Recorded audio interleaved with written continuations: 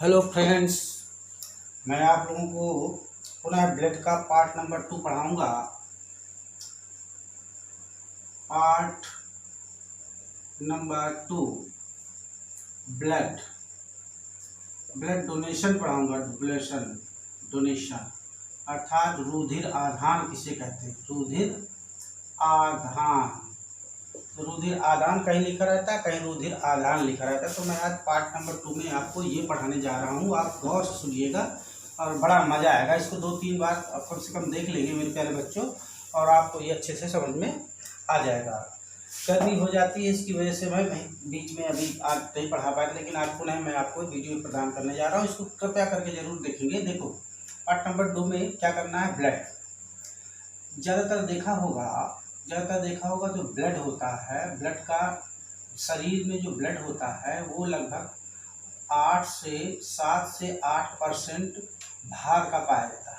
8 से 7% शरीर के भार का लगभग इतना रुधिर पाया जाता है। रुधिर, ठीक है। और इसको समझ लीजिए मेरे प्यारे बच्चों। देखो, 7 से 8% भार का पाया जाता है। कह सकते हैं हम कि भार का लगभग 1/3 भाग रुधिर होता है। भाग क्या होता है?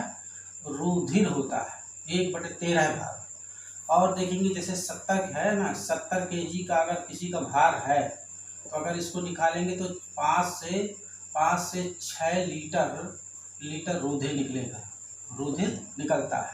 वही स्त्रियों में देखेंगे, ये तो पुरुषों की बात है, स्त्रियों में देखेंगे 25 से 30% रुधिर कम होता है। रुधिर क्या होता है?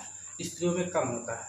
लेकिन अब हम ये देखना चाहते हैं कि रुधिर कैसे आदान किया जाता है। देखो, जैसे रुधिर है, रुधिर में देखेंगे कि मैंने तुमको बताया था कि जैसे ये रुधिर की कणिकाएं हैं। बात सपोज दैट ये आरबीसी कणिका है। आरबीसी, तो आरबीसी कणिका के चारों ओर एक प्रोटीन्स होती है। क्या होती है? प्रोटीन्स। इस प्रोटीन को क्या कहते हैं? इस प्रोटीन को, इनमें होता है ग्लाइकोजिन, इसे कहते हैं ग्लाइकोजिन प्रोटीन। इसी को हम एंटीजन कहते हैं। एंटीजन, प्रतिजन बोलते हैं, प्रतिजन, ठीक है।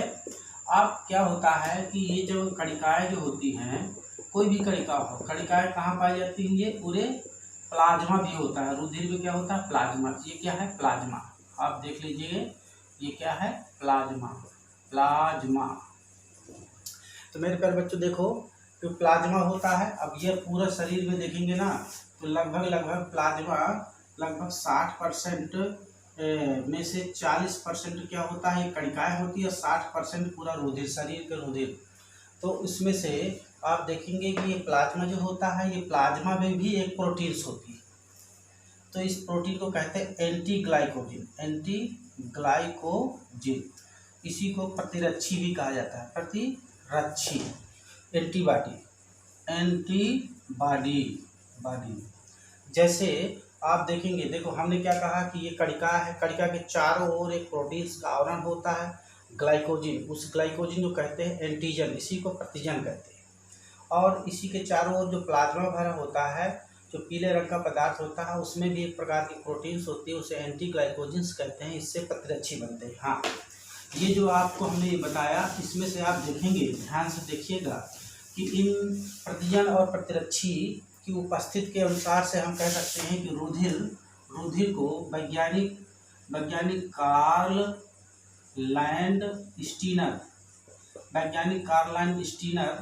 स्टीनर ने इसकी खोज की थी।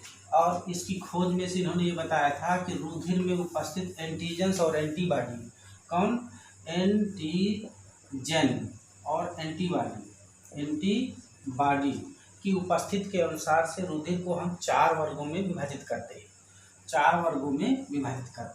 कौन कौन से 4 वर्ग होते हैं? रुधिर ए, रुधिर बी, ए बी, और रुधिर क्या होता है? ओ। अब जरा देखेंगे, इसमें से ज़्यादातर मुख्यतः जो होते हैं वो रुधिर 3 ही होते हैं। ज़्यादातर लिखा जाता है ए बी ओ, इतने होते हैं। अब ध्यान रखना मेरे प्यारे बच्चों कि इस रुधिर में से, जैसे ये रुधिर है, तो रुधिर में जो एंटीजन्स होते हैं, एंटीजन्स वो कितने होते हैं? एंटीजन्स कौन कौन से होते हैं? तो इन्हीं एंटीजन्स और एंटीबॉडी की उपस्थिति के अनुसार एंटीजन या एंटीबॉडी की उपस्थिति के अनुसार से रुधिर को 4 वर्गों में विभाजित किया गया है।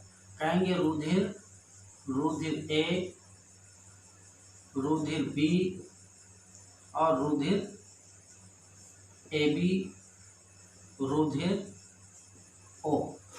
यहाँ देखेंगे मेरे प्यारे बच्चों कि इसमें क्या होता है, एंटीजेंस कौन कौन से होते हैं, एंटीजेंस, और ये क्या है, एंटीबॉडीज। जैसे आप देखेंगे ना, ये है टिकट, ये क्या है, मान लीजिए टिकट है, टिकट आप एग्जांपल देख लीजिए कि जैसे ये टिकट है तो टिकट में क्या होता है, गोंद लगी होती, गोंद क्या होती है, गोंद। तो ये गोंद क्या होगी, एंटीजेंस हो गई, क्या हो गई, एंटीजेंस। अब गोंद को जब हम लार लगा देते हैं या पानी लगा देते हैं तो ये इसको चिपका देते हैं, तो जब हम इसमें पानी मिलाते हैं तो ये चिपकने लगता है, तो ये पानी क्या हो गई, एंटीबॉडी हो गई, एंटीबॉडी। इसी की वजह से ये टिकट चिपक जाती है। उसी तरह से क्या होता है, एंटीजेंस जो पाए जाते हैं वो भी ऐसे ही काम करते हैं। तो आप इसमें देखेंगे एंटीजेंस कौन से हो जाते हैं, एंटीजेंस कौन होते हैं, एंटीजेंस इसमें क्या होता है, ए, एंटीजेंस में क्या होता है, बी, इसमें एंटीजेंस क्या होता है, ए और बी, और इसमें एंटीजेंस ओ में कोई एंटीजेंस नहीं होते हैं, कोई एंटीजेंस नहीं होते। अब एंटीबॉडी में देखेंगे मेरे प्यारे बच्चों, एंटीबॉडी में तो इसमें एंटी ए बी होता है, इसमें एंटी ए होता है, इसमें कोई एंटीबॉडी नहीं होते, और इसमें एंटी ए और बी दोनों पाया जाता है। इस प्रकार से रुधिर को हम 4 वर्गों में विभाजित करते हैं। ये रुधिर क्या होता है, 4 प्रकार का होता है। इस प्रकार से रुधिर के समूह को हम 4 विभाजित किया, रुधिर ए, रुधिर बी, रुधिर क्या हो गया, ए बी और ओ। किसी किसी में क्या होता है मेरे प्यारे बच्चों कि आप अभी ध्यान रखिएगा कि कैसे रुधिर आधान किया जाता है। जब कभी भी किसी के घाव हो जाता है, घाव हो जाता है तो शरीर से बहुत रुधिर निकल जाता है, शरीर से बहुत रुधिर निकल जाता है, जिससे क्या होता है, उस व्यक्ति की मृत्यु भी हो सकती है। तो ऐसी अवस्था में हम रुधिर को किसी दूसरे व्यक्ति का रुधिर चढ़ाते हैं। कैसे, जैसे ये है दाता और ये है ग्राही, ये क्या है, ग्राही और ये दाता। तो ये पढ़ाने जा रहा है रुधिर आधान, आधान। तो क्या होता है मेरे प्यारे बच्चों कि क्या होता है कि रुधिर दाता, मान लीजिए इसको चोट लग गई है और ये ग्राही है, इसकी चोट लग गई है ग्राही को, अब इसको रुधिर चाहिए तो हम कैसे दे सकते हैं रुधिर हम क्या करेंगे, जैसे रुधिर ए है, रुधिर क्या है, ए है, ये बी है, ये ए बी है, ये ओ है, ये भी ए है, बी है, ए बी है और ओ है। हम क्या करेंगे मेरे प्यारे बच्चों, देखो ए को ए का रुधिर दिया जा सकता है क्योंकि इसमें एंटीजेंस, एंटीबॉडी क्या होता है, बी होता है, और इसको दिया जा सकता है। लेकिन मेरे प्यारे बच्चों देखो, इसको भी दिया जा सकता है, इसको दिया जा सकता है, ये इसको भी दिया जा सकता है और इसे भी दिया जा सकता है। ए बी को केवल इसे दिया जा सकता है। इसी प्रकार से हम क्या करेंगे, इसको तो दे रहे क्योंकि इसमें कोई एंटीबॉडी नहीं होते हैं। ये इसमें जब कोई नहीं होते हैं तो ये कभी कांग्रेशन नहीं बनाएगा, जमेगा नहीं, चिपकेगा नहीं, तो इसलिए ये सभी को दिया जा सकता है। इसको भी दे सकता है, इसको भी दे सकता है, इसको भी दे सकता है। तो इस प्रकार से हम कह सकते हैं कि रुधिर आधान में जब कभी समस्या जाती है किसी को, तो हम इसमें क्या करते हैं कि ग्राही को रुधिर हम देते हैं। ग्राही को रुधिर देते समय क्या करेंगे कि देखो, ए रुधिर ए को दे सकते हैं और ए बी को, बी रुधिर बी को और ए बी को, ए बी को और ओ रुधिर को सभी वर्गों में दिया सकता है। तो हम इसे कहेंगे ए बी सबसे ले सकता है, इसलिए सर्वग्राही रुधिर कहते हैं। और ये क्या हो गया, सर्वदाता रुधिर कह देते हैं। इस प्रकार से मेरे प्यारे बच्चों ध्यान रखिएगा कि यूनिवर्सल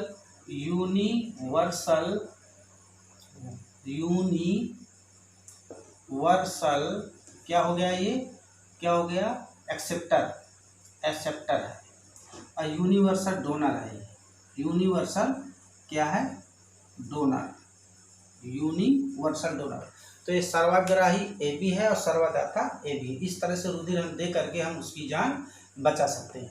हाँ, ये मेरे प्यारे बच्चों ध्यान रखिएगा, रुधिर किसे कहते हैं, रुधिर आधान किसे कहते हैं, मैंने आपको अच्छे से बता दिया। हमने बताया कि शरीर में रुधिर जो होता है वो कितना % होता है, और 7 से 8% पाया जाता है, और इसका निर्माण कहाँ होता है? देखो रुधिर का निर्माण जब कहेंगे भ्रूणावस्था में जब होता है, भ्रूणावस्था में, तो रुधिर का निर्माण जो होता है वो कहाँ होता है? अस्थि मज्जा में भी होता है, अस्थि मज्जा में होता है, बोन मैरो में होता है। क्या हो गया?